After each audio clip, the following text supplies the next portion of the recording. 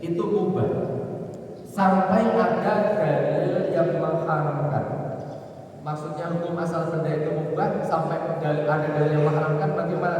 Kalau tadi untuk perbuatan selalu kemudian ada istimbat hukum yang dilakukan, apakah kesimpulannya wajib, sunnah, mubah, makruh atau haram? Tapi untuk benda, kesimpulannya kalau tidak ada dalil yang mengharamkan benda tadi atau zat tadi, maka kesimpulannya adalah halal atau boleh. Maka dalam pembahasan benda itu hukumnya cuma ada dua. Kalau nggak halal, haram. Tapi kalau perbuatan ada wajib, sunnah, mubah, makruh, haram. Berarti lebih mudah memutuskan hukumnya benda ataukah perbuatan? Ya sama-sama sulit kalau kita nggak paham.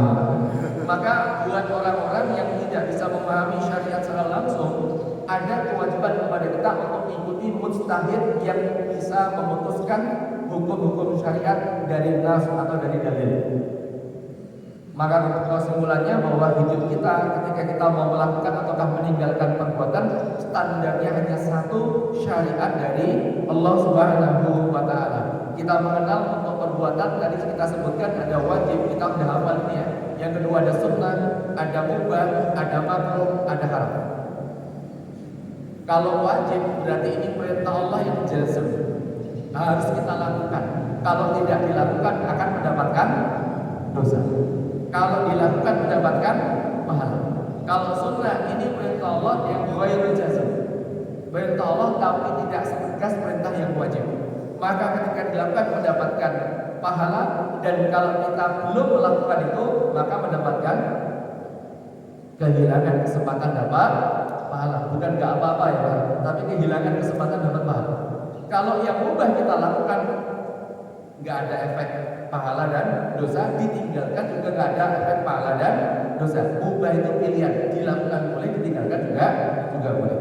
Contoh, bapak ke masjid pakai sarung ataukah pakai celana panjang itu hukumnya mubah. Nutup aurat hukumnya wajib, tapi nutupnya pakai celana panjang ataukah pakai sarung itu mubah.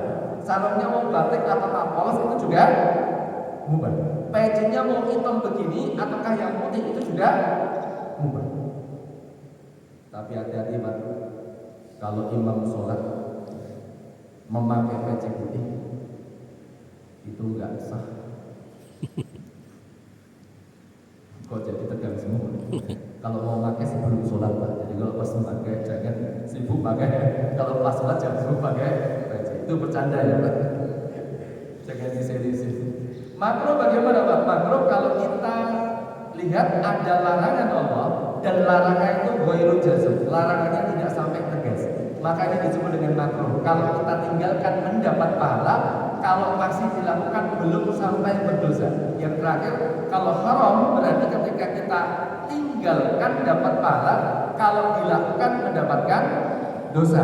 Karena haram itu kebalikannya yang wajib, ini larangan yang sangat tegas dari Allah Subhanahu wa Ta'ala. Maka nanti ketika kita mau melakukan perbuatan yang kita pikirkan ini masuk mana, wajib, sunnah, mubah, makruh atau haram, baru kita simpulkan ini baik ataukah buruk.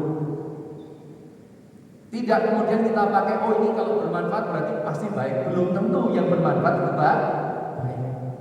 Maka kalau udah pakai syariat yang kita contohkan 5 perbuatan tadi dan juga perbuatan yang lainnya akan bisa kita ketahui dengan detail.